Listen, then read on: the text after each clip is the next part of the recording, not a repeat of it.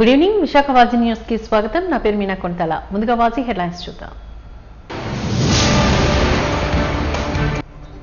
Simon commission కు ఎదురెళ్లి దేశభక్తిని చాటిన గనుడు టంగుటూరి ప్రకాశం పంతులు. టంగుటూరి జయంతిని పురస్కరించుకుని పలువురు ప్రముఖుల ప్రశంస.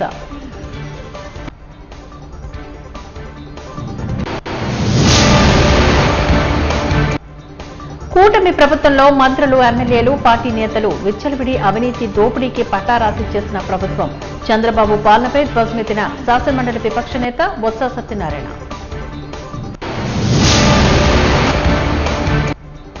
జీవీఎంసీ జూనియర్ అసిస్టెంట్ల పదోన్నతిలో రూల్స్ కు వ్యతిరేకంగా వ్యవహరించడం సరికాదు. హైకోర్టు న్యాయవాది వెలగాం ఉమామహేశ్వరరావు ఆవేదన.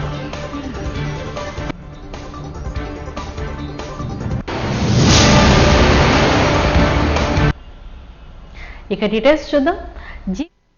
మేయర్ ఎంఎస్ఎన్ రెడ్డి 34వ జయంతి వేడుకలను ఎంఎస్ రెడ్డి స్మారక చిహ్నంగా జీవీఎంసీ వద్ద ఉన్న ఆయన విగ్రహానికి పూలమాల వేసి ఘన నివాళులు అర్పించినట్లుగా చారిటబుల్ ట్రస్ట్ నిర్వాహకులు తెలిపారు. ఈ సందర్భంగా వారు మాట్లాడుతూ నగరం అభివృద్ధి చెందడానికి ఎంఎస్ఎన్ రెడ్డి తీసుకున్న నిర్ణయాలు ఎంతో దోహదపడ్డాయంటూ వారు కొనియాడారు. ఆయన స్ఫూర్తితో నగర అభివృద్ధి కోసం ప్రతి ఒక్కరూ కృషి చేయాలి అంటూ పిలుపునిచ్చారు.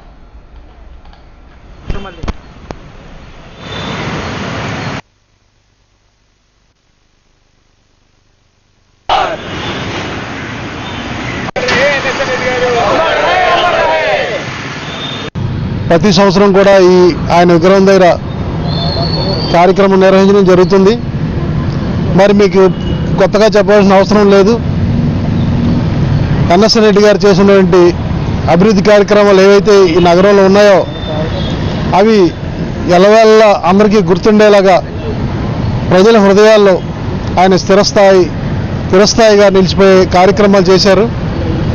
మరి మేము కూడా ఎన్ఎస్ఎన్ రెడ్డి గారు జ్ఞాపకార్థం మా కుటుంబ సభ్యులందరూ కూడా అనేక సంక్షేమ కార్యక్రమాలు ఎన్ఎస్ఎన్ రెడ్డి స్మారక ట్రస్ట్ అన్న పేరున నిర్వహించడం జరుగుతుంది.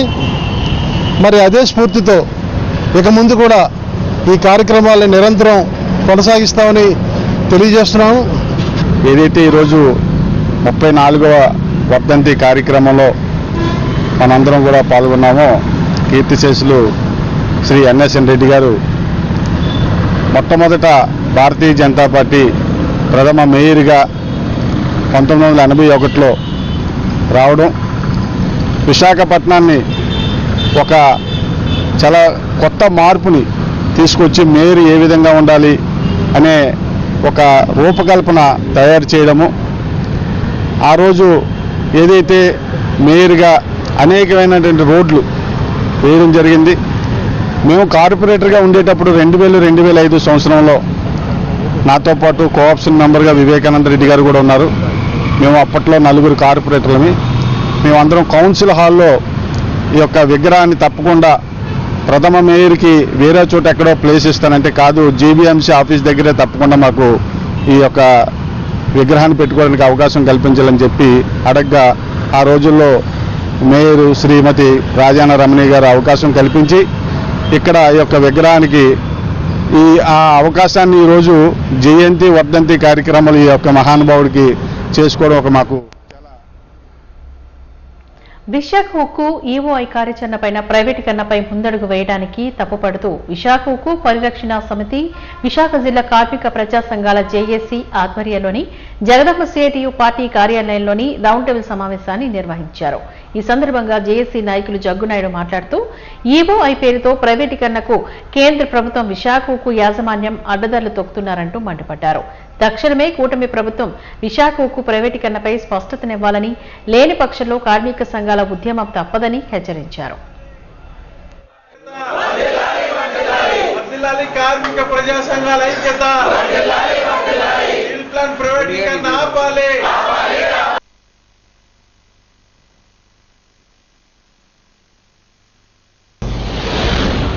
కేంద్రంలో మోడీ ప్రభుత్వం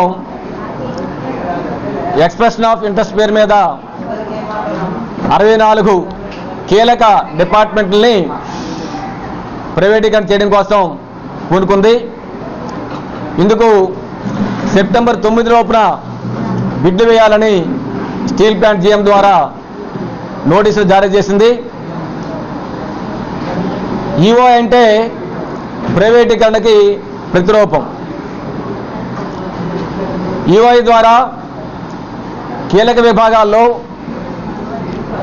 బడా ప్రైవేట్ సంస్థల్ని రంగంలోకి దించి ఆ సంస్థలు కూడా కూటమి ప్రభుత్వానికి కేంద్ర మోడీ ప్రభుత్వానికి అనుకూలంగా ఉన్నటువంటి సంస్థలు రంగంలోకి పెట్టి పర్మనెంట్ ఎంప్లాయీస్ని భారీగా తగ్గించి అధికారులకు ఎటువంటి పాత్ర లేకుండా పాత కాంట్రాక్టులను పెద్ద ఎత్తున తొలగించి నూతన కార్మికుల్ని అది కూడా ఇతర రాష్ట్రాల నుంచి కార్మికులు తీసుకొచ్చి వారికి ఇటువంటి కార్మిక హక్కులు ఉపాధి హక్కులు లేకుండా చేసి మొత్తం దోపిడీ చేయాలని చెప్పినది కుట్రలో భాగమే ఈ ఈఓఐ.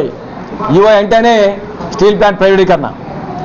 కాబట్టి ఈ ప్రైవేటీకరణ చర్యల్ని కేంద్రంలో మోడీ ప్రభుత్వం వెంటనే నిలిపివేయాలని, మాకు అధికారం ఇవ్వండి, మమ్మల్ని గెలిపిస్తే స్టీల్ ప్లాంట్ ప్రభుత్వంలో కాపాడుతామని చెప్పని తెలుగుదేశం, జనసేన, బీజేపీ నాయకులు ఎన్నిక ముందు హామీ ఇచ్చారు. ఆ హామీని మీరు నిలబెట్టుకొని ఈఓఐ ద్వారా ప్రభుత్వ రంగ సంస్థ, త్యాగాల సంస్థ విశాఖ ఉక్కుని నట్టేడు ముత్తడం కోసం మోడీ ప్రభుత్వం చర్యలు చేస్తున్న కుట్రల్ని నిలువరించేదాని కోసం చంద్రబాబు నాయుడు గారు, పవన్ కళ్యాణ్ గారు వెంట రంగంలో దిగాలని చెప్పని దీన్ని రక్షించాలని డిమాండ్ చేస్తూ విశాఖ జిల్లా కార్మిక ప్రజా సంఘాల జేఏసీ ఈరోజు ప్రత్యేకంగా కార్యాచరణ కార్యక్రమం చేపట్టబోతా ఉంది. ప్రతిపక్ష కార్మిక సంఘాల తరఫున నిర్ణయాలు తీసుకున్నాం విశాఖ ఉక్కు పరిశ్రమ కాపాడడానికి. అది ఏదైతే చైర్మన్ గారు చెప్పారో ఆ ప్రణాళిక ప్రకారం అందరం కూడా అఖిలపక్ష కార్మిక సంఘాలు ఐక్యతగా పోరాటం చేసి విశాఖ ఉక్కు పరిశ్రమ ప్రైవేటీకరణ కాకుండా ఉండడానికి మా వంతు మేము కృషి చేస్తామని చెప్పేసి మీడియా ద్వారా కూడా తెలియజేస్తున్నాం. ఏదైతే కూటమి ప్రభుత్వం అధికారంలో రాకముందు మాయ మాటలు, మోసపూరితమైన మాటలు చెప్పి అధికారంలోకి వచ్చిన తర్వాత ఈవేళ విశాఖ ఉక్కు పరిశ్రమని పార్ట్ వైజ్గా దాన్ని ప్రైవేటీకరణ చేస్తుంది. అంటే ఎవరైనా మనిషిని చంపేటప్పుడు డైరెక్ట్గా చంపకుండా చెయ్యికి చెయ్యి, కాలుకు కాలు, ముడుకు ముడుకు, దేనికి దేనికని తీసి ఆఖరికి ముండాన్ని చూసి ముండాన్ని చంపిన విధానంగా ఈరోజు స్టీల్ ప్లాంట్లో ఉన్న అనేక భాగాలన్నింటిలో కూడా ప్రైవేటీకరణ చేసి విశాఖ ఉక్కు పరిశ్రమ ఒక ముండువు నుంచి ఆ ముండువుని ఆఖరికి ఎవరికి అప్పగించడానికి, మెత్తలకు ఎవరికి అప్పగించడానికి ఒక ప్రణాళిక ప్రకారం మోడీ ప్రభుత్వం చేస్తుంది. దాని వ్యతిరేకంగా మేమందరం కలిసి పోరాటం చేస్తాం. ప్రజా సంఘాలు కానీ ఇంత పెద్ద ఎత్తున మీటింగ్ పెట్టి ఏదైతే స్టీల్ ప్లాంట్ని 32 మంది ప్రాణత్యాగం చేసి ఆంధ్రప్రదేశ్ ప్రజల యొక్క గుండె చప్పుడు కింద స్టీల్ ప్లాంట్ని, విశాఖ ఉక్కుని కాపాడుకోవడానికి ఏదైతే పిలుపునిచ్చారో ఆ పిలుపు సంఘీభావంగా వైఎస్ఆర్టీయూసీ నుంచి పాల్గొనడం జరిగింది.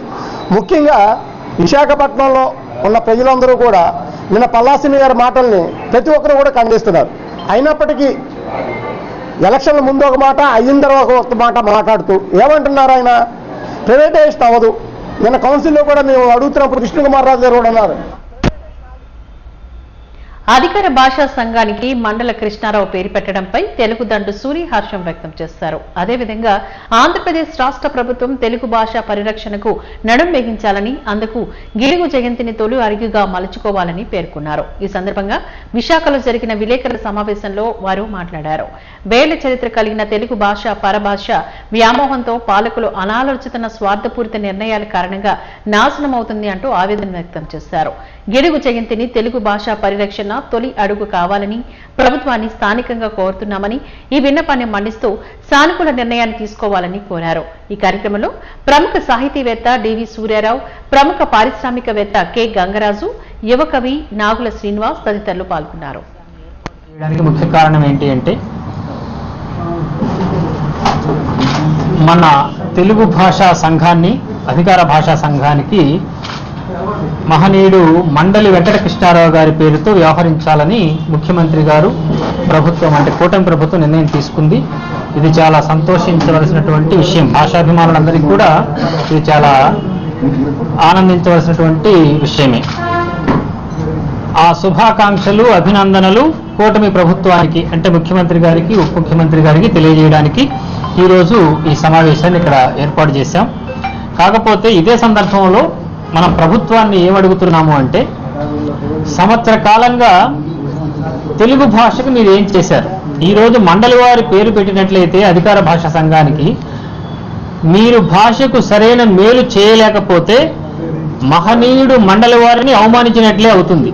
ఎందుకు అంటే ప్రపంచంలో ఏ భాషకు లేనటువంటి భాషామ తల్లిని, తెలుగు తల్లిని సృష్టించినటువంటి వ్యక్తి, ఆ రూపాన్ని మనకు పరిచయం చేసినటువంటి మహనీయుడు మండలి వెంకటకృష్ణారావు గారు.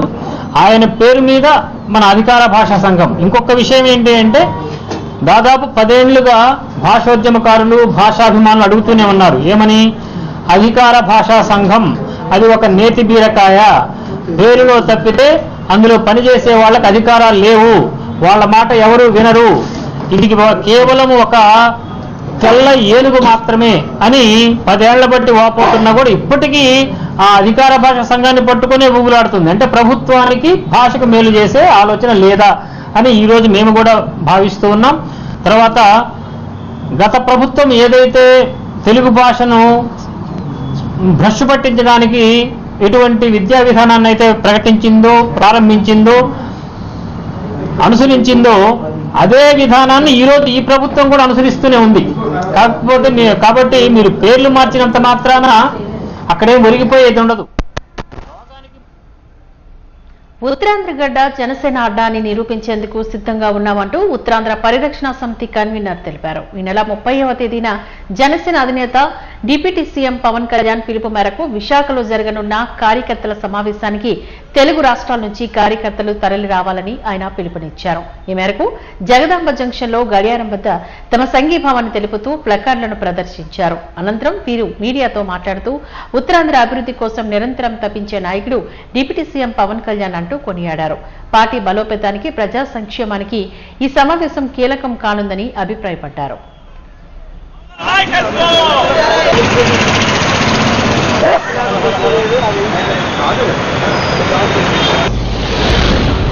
జన సైనికుల సమావేశం విశాఖపట్నంలో అవకాశం కల్పించినటువంటి డిప్యూటీ సీఎం పవన్ కళ్యాణ్ గారికి ఉత్తరాంధ్ర రాష్ట్రీయ సమితి తరఫున కృతజ్ఞతాభినందనలు తెలుపుకుంటున్నాం. ఉత్తరాంధ్ర గడ్డ జనసేన అడ్డాన్ని నిరూపిస్తామని ఈ సందర్భంగా తెలియజేస్తూ, ఉత్తరాంధ్ర ప్రాంత అభివృద్ధికి నిరంతరం పాటుపడుతున్న వ్యక్తి డిప్యూటీ సీఎం పవన్ కళ్యాణ్ గారు. ఆయన 30వ తారీఖు సభకి వేలాది మంది కార్యకర్తలు ఇరు తెలుగు రాష్ట్రాల నుంచి వస్తున్నారు. ఈ కార్యక్రమం భారీ ఎత్తున జయప్రదం అవుతుందని ఈరోజు తెలియజేస్తున్నాం. అదేవిధంగా దక్షిణ నియోజకవర్గ ఎమ్మెల్యే శ్రీ వంశీకృష్ణ శ్రీనివాస్ గారి ఆధ్వర్యంలో ఈ సభ గ్రాండ్ సక్సెస్ అవుతుందని తెలియజేస్తున్నాం. 15,000 మంది బయటకు వస్తారన్న, ఇది ఓన్లీ కార్యకర్తల సమావేశం, బహిరంగ సభ కాదు. ఓన్లీ కార్యకర్తలు తెలంగాణ. జేసీఐ వైజాగ్ ఆధ్వర్యంలో దివ్యాంగుల కోసం స్పెషల్ ఒలింపిక్స్ 2025 కార్యక్రమాన్ని నిర్వహించడం ఎంతో అభినందించదగ్గ విషయం అంటూ నగర police commissioner doctor Shankar Pratap Bagchi తెలిపారు. పోలీస్ గ్రౌండ్స్ లో నిర్వహించిన ఈ కార్యక్రమానికి గాను ముఖ్య అతిథిగా ఆయన హాజరై ప్రారంభించారు. ఈ సందర్భంగా వారు మాట్లాడుతూ 1000కి పైగా స్పెషల్లీ ఏ బిల్డ్ పిల్లలు ఈ పోటీల్లో పాల్గొనడం వారు పెంపొందించిన క్రీడా స్ఫూర్తికి నిదర్శనమని అన్నారు. దాదాపుగా 100 విభాగాల్లో పోటీలు విజయవంతంగా నిర్వహించడం అభినందనీయమని చెప్పారు. దివ్యాంగులు మరింత పట్టుదలతో క్రీడా స్ఫూర్తిని అలవర్చుకుని రాష్ట్రానికి పేరు తేవాలంటూ ఆకాంక్షించారు. ఈ కార్యక్రమంలోని జేసీఐ అధ్యక్షుడు డాక్టర్ చరిష్మానంద్, సెక్రటరీ అమృత, కోశాధికారి కుమార్ తదితరులు పాల్గొన్నారు.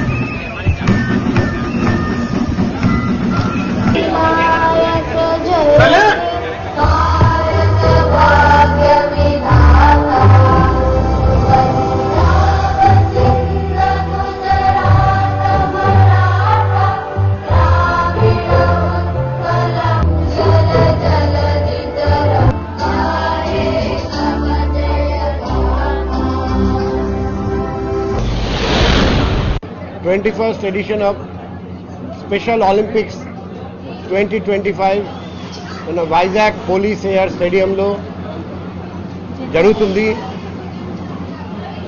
ఈ స్పెషల్ ఒలింపిక్స్లో 900 కంటే ఎక్కువ మంది visually impaired, hearing impaired, mentally impaired, physically challenge అబ్బాయిలు అమ్మాయిలు పాల్గొంటున్నారండి. ప్రతి సంవత్సరం ఇదే మాదిరిగా ఘనంగా ఈ ఒలింపిక్స్ ఏర్పాటు చేయడం జరుగుతుంది.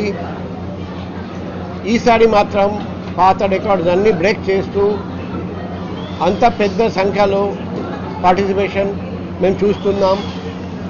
ఈ సందర్భంగా నేను ఆర్గనైజర్స్ అందరికీ అండ్ ఈ ఈవెంట్లో పాల్గొంటున్న అబ్బాయిలకు అమ్మాయిలకు వాళ్ళ టీచర్స్కి వాళ్ళ తల్లిదండ్రులకు శుభాకాంక్షలు అభినందనలు తెలియజేస్తున్నాం. ఇప్పుడు physical impairment, visual impairment, hearing impairment and mental impairment genetic disease వల్ల జరగవచ్చు, లేకపోతే అక్వర్డ్ కండిషన్ వల్ల జరగచ్చు. చాలా కేసెస్ సరైన డయాగ్నోసిస్ చేస్తే తర్వాత సరైన ట్రీట్మెంట్ చేయగలిగితే క్యూర్ సాధ్యం. అందుకే నేను ఈ ఆర్గనైజర్స్ ద్వారా, మీ పాత్రికుల ద్వారా ఎన్జిఓస్కి, దాతలకు, కంపెనీస్కి రిక్వెస్ట్ చేస్తున్నాం. మనం ఈ ఒక్కొక్క అబ్బాయి అమ్మాయిని కేసు తీసుకొని రాష్ట్ర వ్యాప్తంగా డిగ్రీ విద్యార్థులు ఎదుర్కొంటున్న అనేక సమస్యలను పరిష్కరించాలనే డిమాండ్తో నేడు యూనివర్సిటీ మెయిన్ గేట్ వద్ద ర్యాలీని చేపట్టినట్లు all India democratic students organisation Visakha అధ్యక్షుడు కె అభిలాష్ తెలిపారు. ఈ సందర్భంగా వారు మాట్లాడుతూ రాష్ట్ర కమిటీ పిలుపు మేరకు చలో యూనివర్సిటీ కార్యక్రమంలో డిగ్రీ విద్యార్థులందరూ పాల్గొని విజయవంతం చేశారని తెలిపారు. డిగ్రీ విద్యార్థులు ఎదుర్కొంటున్న సమస్యలపై విద్యాశాఖ అధికారులు తగు నిర్ణయాలు తీసుకుని త్వరితగతిన పరిష్కరించాలని కోరారు. ఫీజు రీయింబర్స్మెంట్, పరీక్షా విధి విధానాలు, మెస్ ఛార్జీల పెంపు తదితర అంశాలపై ప్రభుత్వం దృష్టికి సాధించాలని కోరారు.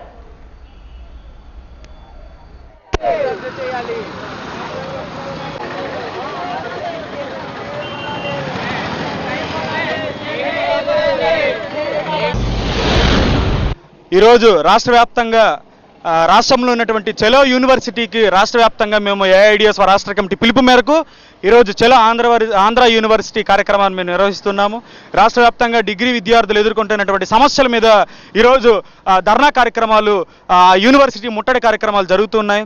ముఖ్యంగా ఈరోజు విద్యార్థులు ఎదుర్కొంటున్నటువంటి డిగ్రీ విద్యార్థులు ఎదుర్కొంటున్నటువంటి సమస్యలు సకాలంలో విద్యా దీవెనని చెల్లించకపోవడము, లేదా డిగ్రీ విద్య తాలూకా సారాన్నే ఈరోజు గంగలో కలిపే విధంగా సింగిల్ మేజర్ సబ్జెక్ట్ను ప్రవేశపెట్టడము వీటికి వ్యతిరేకంగా జరుగుతుంది. అదేవిధంగా ఇంటర్న్షిప్, సిఎస్పి ప్రాజెక్టులు చదువులకు దూరం చేసి ఈరోజు విద్యార్థులందరినీ కూడా ఊడిగం చేయిస్తూ రోడ్ల మీద తిప్పుతున్నటువంటి పరిస్థితి. ఈ సమస్యలకు వ్యతిరేకంగా ఏఐడిఎస్ రాష్ట్ర వ్యాప్తంగా అన్ని యూనివర్సిటీలకు కూడా ఈరోజు చలో యూనివర్సిటీకి మేము పిలుపునివ్వడం జరిగింది. దీని కార్యక్రమంలో భాగంగా మేము డిమాండ్ చేస్తున్నది ఏమంటే ప్రభుత్వాలకు, యూనివర్సిటీలకు స్వయం ప్రతిపత్తిని కల్పించాల్సి ఉంటుంది.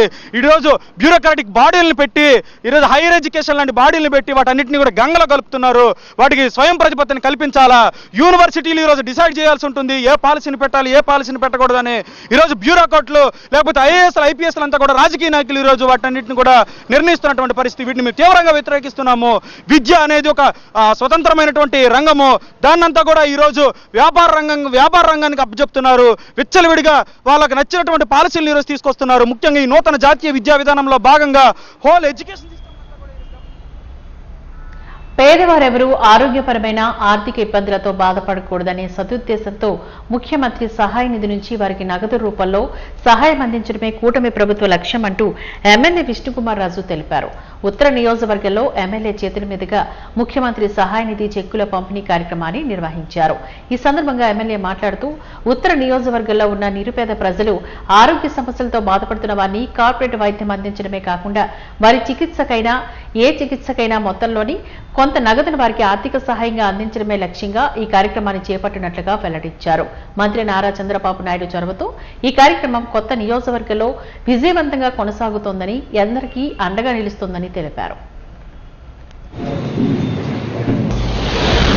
సంవత్సరానికి ఒకటో, నెలకు ఒకరికో ఇచ్చే పరిస్థితి ఉండేది. అటువంటిది కూటమి ప్రభుత్వము, గౌరవ ముఖ్యమంత్రి చంద్రబాబు నాయుడు గారు, పవన్ కళ్యాణ్ గారు, భారతీయ జనతా పార్టీ సహాయ సహకారాలతో ఎవరూ కూడా ఆర్థికంగా ఇబ్బంది పడకూడదనే ఉద్దేశంతో ఏదైతే ప్రైవేట్ హాస్పిటల్స్ లో పెద్ద ఎత్తున డబ్బులు ఖర్చు పెట్టి ఆ ఒరిజినల్ బిల్స్ అన్ని తీసుకుని వచ్చి మాకు ఇచ్చిన తర్వాత వారికి ఎంతో కొంత డబ్బు సహాయం చేయాలి అనే ఉద్దేశంతో ఈ కార్యక్రమము గౌరవ ముఖ్యమంత్రి గారు చేపట్టడం జరిగింది. దాంట్లో మీకు 1,00,000 రూపాయలు కనుక ఖర్చు అయితే అంతకుముందు ప్రభుత్వంలో 1 రూపాయి కూడా వచ్చేది కాదు.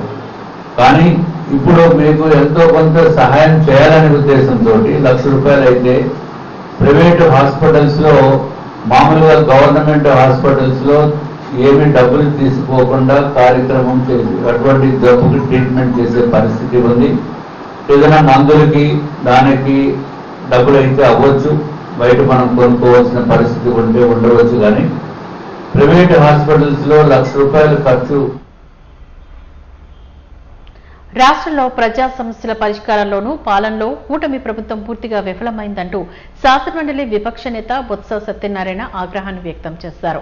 విశాఖపట్నంలో తన క్యాంపు కార్యాలయంలో ఈ సందర్భంగా మీడియాతో మాట్లాడుతూ కూటమి ప్రభుత్వం తమ మంత్రులు, ఎమ్మెల్యేలు, ప్రజాప్రతినిధులు, క్రియాశీలక కార్యకర్తలకు విచ్చలవిడిగా దోపిడీలు, దౌర్జన్యాలు చేసుకోమని పట్టా రాసిచ్చిందని ఆయన మండిపడ్డారు. మంత్రులు, శాసనసభ్యుల మీదే నేరుగా అవినీతి ఆరోపణలు వస్తుంటే ఈ ప్రభుత్వానికి చీమకుట్టైనా లేకపోవడం దారుణమని అన్నారు. 15 నెలల కాలంలో 16 దఫాలు ఢిల్లీ వెళ్లిన సీఎం చంద్రబాబు ఒక్కసారైనా ప్రధానితో స్టీల్ ప్లాంట్ కోసం ఎందుకు మాట్లాడలేదంటూ నిలదీశారు. స్టీల్ ప్లాంట్ పరిరక్షణ కోసం వైఎస్ఆర్సీపీ కలిసి వచ్చే కార్మిక సంఘాలు, పార్టీలతో కలిసి పోరాటం చేస్తుందని తేల్చి చెప్పారు. మొత్తం అందరూ కూడా అలాగే ఉన్నారు. ఆరోపణలు అయితే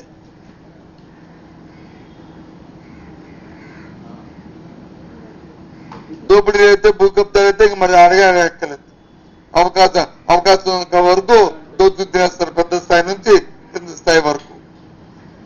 ఉదాహరణలతో కలిపి చెప్తున్నాయి, దాని మీద ఎంక్వైరీ లేదు, దాని మీద విచారణ లేదు. ఇలా అనేస్తాం అంతే, పోతే పోనీ. రాష్ట్ర ప్రజలందరినీ గమనించమని కోరుతున్నాను. ఈ ప్రభుత్వం తాలూకా వ్యవహార శైలి ఎలాగుందో, పరిపాలన విధానం ఎలాగుందో, ఎంత దుర్మార్గమైన ఆలోచనతో ఈ కార్యక్రమం జరుగుతున్నాయో. మరి ఎక్కడ సామాన్యుడికి వచ్చి మేడ సామాన్యుడి రక్షణ కనిపించింది.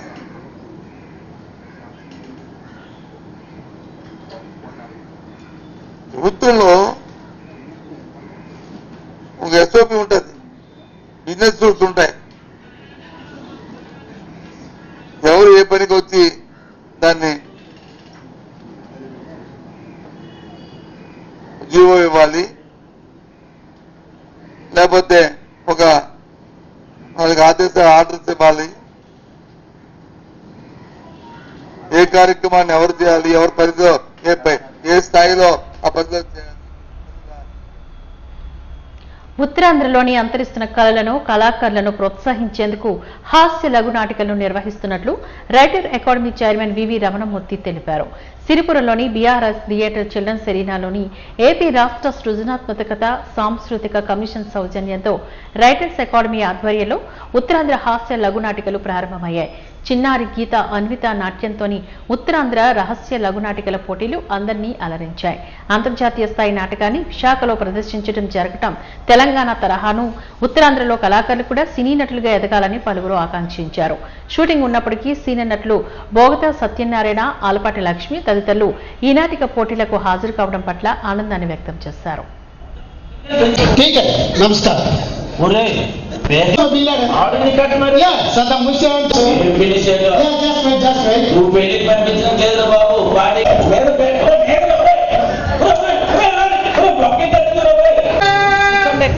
ఏమే కోడలి పిల్ల అంత ప్రేమగా పిలుస్తున్నావు? ఇదేనమ్మా, నా దగ్గర కాదమ్మా, నా కొడుకు బంగారం. టీవీ సీరియల్ చూస్తున్నాను కదా. ఓం నమ శివాయ. అమ్మో ఇదేంటిది, ఒంటి కాలు మీద తపస్సు చేస్తుంది. ఓం నమ శివాయ, ఓం నమ శివాయ, ఓం నమ శివాయ, ఓం నమ శివాయ. మమ్మీ అయినా నాదొక చిన్న డౌట్. ఏమిటమ్మా? ఈ నెల 31వ తేదీ శ్రీ రాధాష్టమి వేడుకలను హరే కృష్ణ మూమెంట్స్ ఆధ్వర్యంలో అత్యంత ఘనంగా నిర్వహిస్తున్నట్లు హరే కృష్ణ మూమెంట్ సభ్యులు ఎదిరాజ్ దాస్ తెలిపారు. ఈ మేరకు డావా గార్డెన్స్ ప్రెస్ క్లబ్ లో ఏర్పాటు చేసిన విలేకరుల సమావేశంలో ఆయన మాట్లాడారు. ముందుగా పూల అలంకరణ పోటీలు నిర్వహిస్తున్నట్లుగా వెల్లడించారు. ఈ కార్యక్రమానికి 6 నుంచి 14 సంవత్సరాలలోపు బాలబాలికలు, 14 నుంచి 60 సంవత్సరాలకు మహిళలు రిజిస్టర్ చేయించుకోవచ్చని తెలిపారు. ఆసక్తి కలవారు హరికృష్ణ మూమెంట్స్ ను సంప్రదించాలని వెల్లడించారు.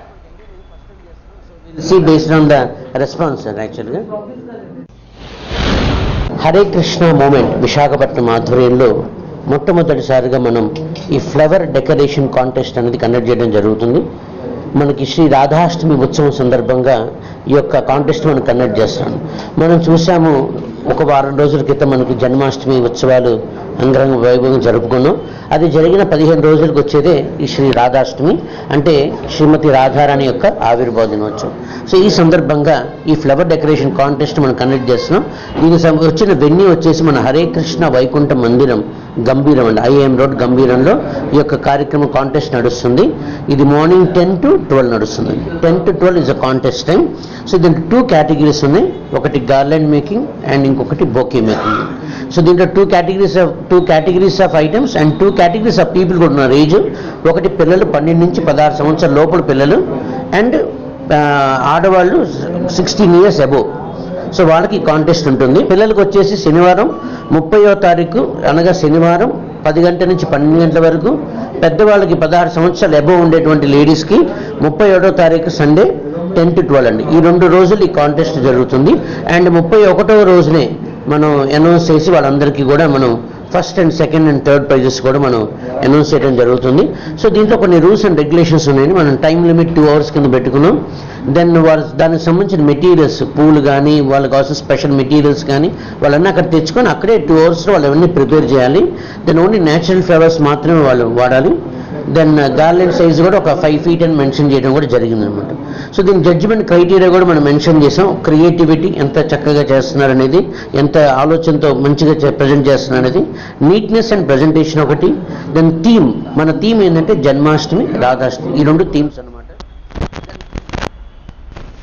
గ్రేటర్ విశాఖ మున్సిపల్ కార్పొరేషన్ లో జూనియర్ అసిస్టెంట్ల పదోన్నతి కల్పించే విషయంలో సర్వీస్ రూల్స్ కు విరుద్ధంగా అధికారులు వ్యవహరించడంపై హైకోర్టు న్యాయవాది బెలగాం ఉమామహేశ్వరరావు ఆవేదన వ్యక్తం చేశారు.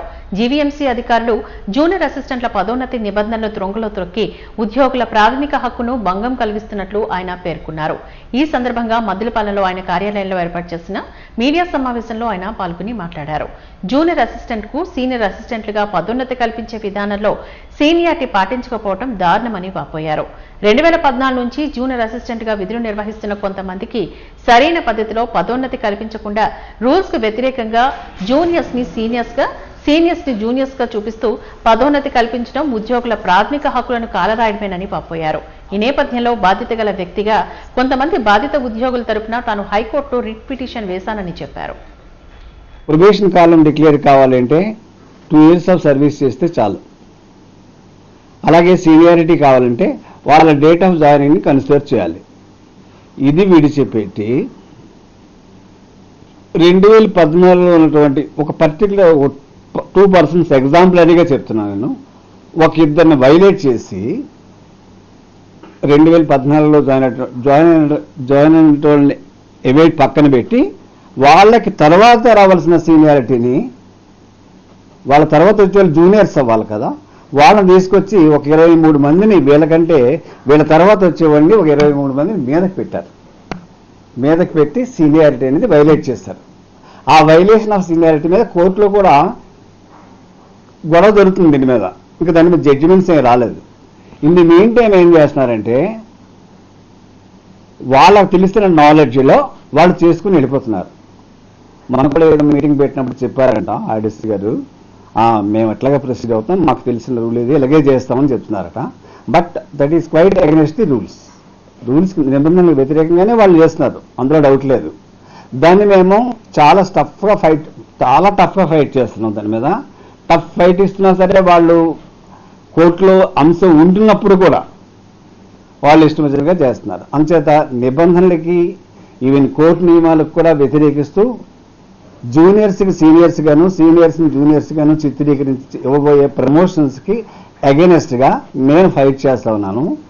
As an advocate in the court, as a public in the corporation premises. ఉమ్మడి ఆంధ్ర రాష్ట్ర ముఖ్యమంత్రిగా రాష్ట్ర అభ్యున్నతికై అవిరళ కృషి చేసిన టంగుటూరి ప్రకాశం పంతులు 153వ జయంతిని పురస్కరించుకుని బాల వికాస్ ఫౌండేషన్, స్వచ్ఛంద సంస్థ, గాంధీ సెంటర్ సంస్థల సంయుక్త నిర్వహణలో జయంతి ఉత్సవం డాక్టర్ ఎల్బీ కళాశాల ప్రాంగణంలో గల గాంధీ సెంటర్ సెమినార్ హాల్లో ఘనంగా నిర్వహించబడింది. తొలుత ప్రకాశం ఫోటోకి పూలమాల వేసి ఘన నివాళులర్పించారు. సభకు బాల వికాస్ ఫౌండేషన్ సంస్థ వ్యవస్థాపక కార్యదర్శి నర్వ ప్రకాశ్రావు అధ్యక్షతన వహించారు. ఈ సందర్భంగా ఆయన మాట్లాడుతూ ప్రకాశాన్ని గొప్పతనాన్ని, త్యాగాన్ని వివరించారు. ప్రధాన వక్త ఆచార్య వి బాలమోహన్ దాస్ మాట్లాడుతూ బ్రిటిష్ ప్రభుత్వాన్ని ఎదిరించిన యోధుడిగా, సైమన్ కమిషన్ కు ఎదిరించి ఆంధ్ర కేసరిగా ప్రసిద్ధి పొందారంటూ కొనియాడారు. ఆయన సేవలు ప్రశంసనీయమని అన్నారు. దేశవ్యాప్తంగా కాకుండా ప్రపంచవ్యాప్తంగా తెలుగు వారు అంటూ ఎవరైనా ఉంటే వారందరూ కూడా ఈరోజు గుర్తుపెట్టుకోవాలి. ఎందుకంటే ఆంధ్ర రాష్ట్రం ఏర్పడిన తర్వాత మొట్టమొదటి ముఖ్యమంత్రి ఆంధ్ర కేసరిగా పేరుగాంచినటువంటి టంగుటూరి ప్రకాశం పంతులు గారు. నేటి యువతరానికి తిరిగిపోవచ్చు, కానీ చాలామందికి ఆయన చేసినటువంటి త్యాగాలు కానీ, లేకపోతే చేసినటువంటి మంచి పనులు కానీ దేశవ్యాప్తంగా గుర్తుపెట్టుకుంటూ ఉంటారు. ఆయన చేసిన ముఖ్యమంత్రిగా ఉండి చాలా తక్కువ కాలం మాత్రమే ఉన్నారు. ఆయన 13 నెలలు మాత్రమే ఉన్నారు. ఆ కాలంలో ఆయన జమీందారు సిస్టమ్కి ఎగెనిస్ట్గా పనిచేశారు. చివరికి ఆయన సంపాదించినటువంటి డబ్బంతా కూడా పేద ప్రజల కోసం, ఆంధ్రప్రదేశ్ అభివృద్ధి కోసం ఆయన దానం చేయడం జరిగింది. ఎంతగా దానం చేశారంటే ఆయన చివరి దశలో కనీసం తినడానికి కూడా ఆయనకి ఏమాత్రం అవకాశం లేనటువంటి నేపథ్యంలో ఆ డబ్బంతా దానం చేసడం జరిగింది. ఆయన పేరు మీద ఆంధ్రప్రదేశ్ ప్రభుత్వం ఆంధ్రకేసరి అని చెప్పి ఆయనకి టైటిల్ ఇచ్చింది. దాంతోపాటు వారి యొక్క గొప్పతనాన్ని మన అందరికీ గుర్తు చేయడానికి ఆంధ్రప్రదేశ్ ప్రభుత్వం అనేక చర్యలు తీసుకుంటుంది. నిజానికి ఈరోజు ఆంధ్రప్రదేశ్ ప్రభుత్వం ఆయన సభలో సమావేశం నిర్వహించి ఎవరైతే యువత ఉన్నారో వారందరూ కూడా ఆయన చేసిన త్యాగాలు చెప్పాల్సినటువంటి అవసరం ఉంది. ప్రోస్టేట్ సమస్యతో ఇబ్బందులు పడుతున్న వారికి వాటర్ వెఫర్ థెరపీ చికిత్సను అందుబాటులోకి తీసుకువచ్చినట్లు MCM7 హిల్స్ వైద్య బృందం ప్రకటించింది. ప్రోస్టేట్ ఎన్రాల్మెంట్ సమస్యతో ఇబ్బందులు పడే వారికి పలు రకాల చికిత్సలు ఉన్నా నూతన చికిత్సా విధానం అందుబాటులోకి వచ్చిందని పేర్కొన్నారు. విశాఖపట్నం రామ్నగర్ MCM7 హిల్స్ హాస్పిటల్లో వైద్య బృందం మీడియా సమావేశాన్ని నిర్వహించింది. ఈ సందర్భంగా వారు మాట్లాడుతూ ప్రోస్టేట్ సమస్యకు మందులు వాడినా, శస్త్రచికిత్స చేసినా చాలా మందిలో అంగస్తంభన లేకపోవడం, వీర్యస్ఖలనం సరిగా కాకపోవడం లాంటి సమస్యలు ఉత్పన్నమవుతాయని అన్నారు. ముఖ్యంగా యుక్త వయసులోనే ప్రోస్టేట్ సమస్యలు వచ్చిన వారికి వాటర్ వేపర్ థెరపీ చికిత్స పరిష్కారం ఉందని చెప్పారు. ఈ చికిత్సను MCM7 హిల్స్ లో కొత్తగా ఆవిష్కరించినట్లుగా వారు తెలియజేశారు.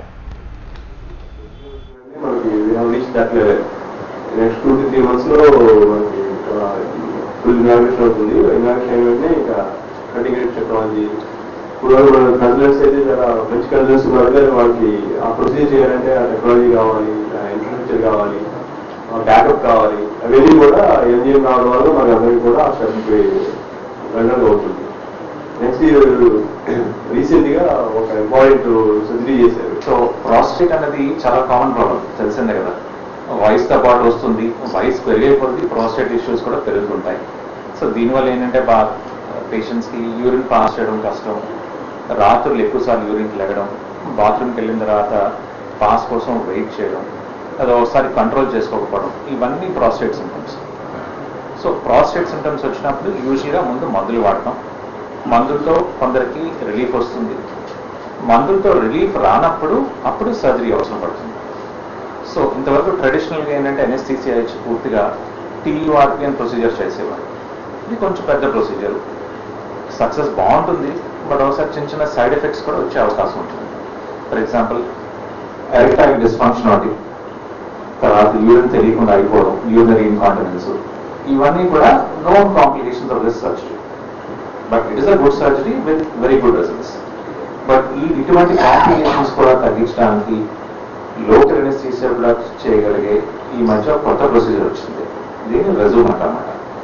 What is more important about resume is it is like the latest technology for the management of BPH. BPH లో ఏదైతే అడ్వాన్స్ వచ్చాయో అన్నిటికంటే ఇప్పుడు ఇది డే కేర్ ప్రొసీజర్ గా చేసుకోవచ్చు. పేషెంట్స్ ఎవరైతే హై రిస్క్ గ్రూప్ లో ఉంటారంటే హార్ట్ పేషెంట్స్ కానీ వీళ్ళు గ్రూప్ రేట్ ఎక్కువ వస్తుంది, డెత్ థిన్నర్స్ వాడి those who are antiplatelets and those వాళ్ళకి వాళ్ళు ఎవరికైతే ఆపలేమో ఆ పేషెంట్స్ లో this is extremely useful because they can continue the treatment just for 1 or 2 days of stopping the antiplatelets we can go ahead with the surgery. And it's mainly a non-surgical option. Surgery kuda annaku idu.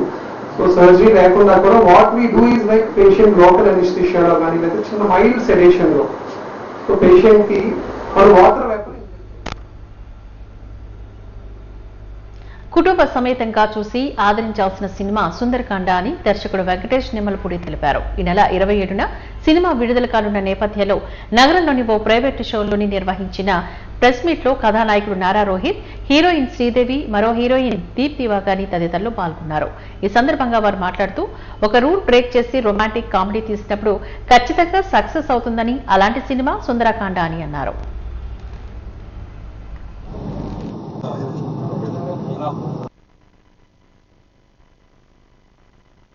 ఇప్పుడు చూస్తే చాలా cool గా ఉంటారు. అంటే rowdy fail లాగానే మధ్యలో సినిమాలు ఏమైనా అటువంటి సంఘటన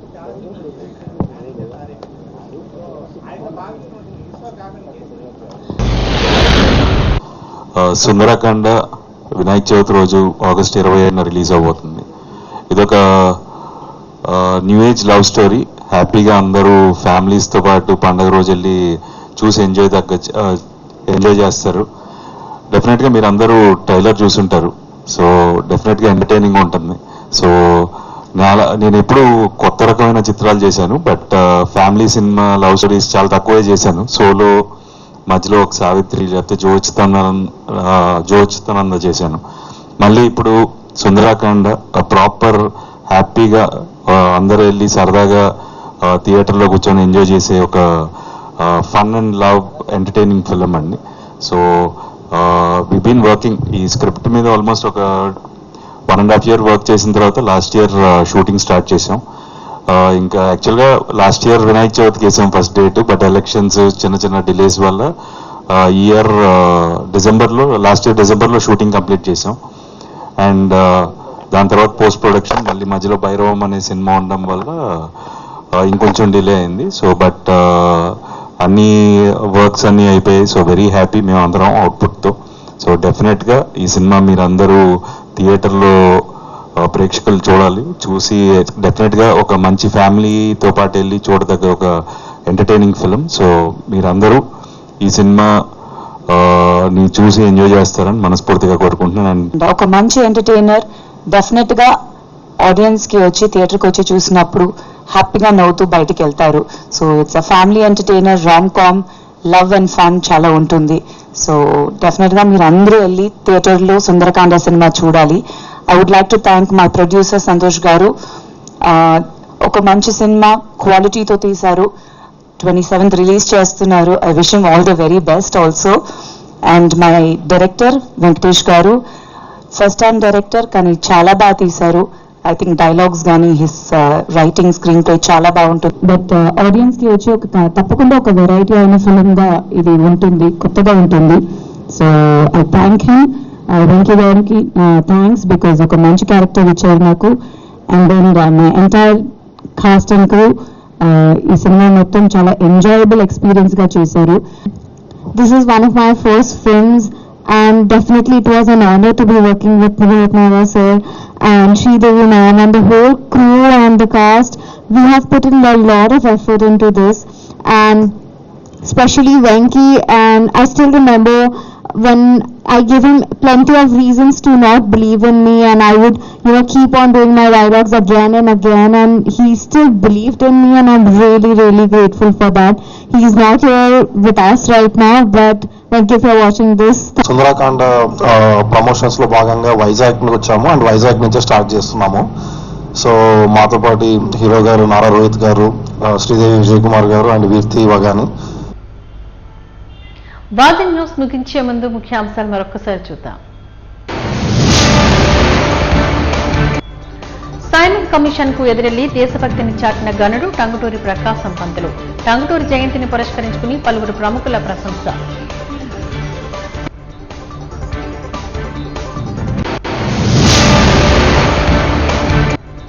కూటమి ప్రభుత్వంలో మంత్రులు, ఎమ్మెల్యేలు, పార్టీ నేతలు విచ్చలవిడి అవినీతి దోపిడీకి పట్టారాచి చేసిన ప్రభుత్వం. చంద్రబాబు పాలనపై ధ్వజమెత్తిన శాసనమండలి విపక్ష నేత బొత్స సత్యనారాయణ. జీవీఎంసీ జూనియర్ అసిస్టెంట్ల పదోన్నతిలో రూల్స్ కు వ్యతిరేకంగా వ్యవహరించడం సరికాదు. హైకోర్టు న్యాయవాది వెలగం ఉమామహేశ్వరరావు ఆవేదన.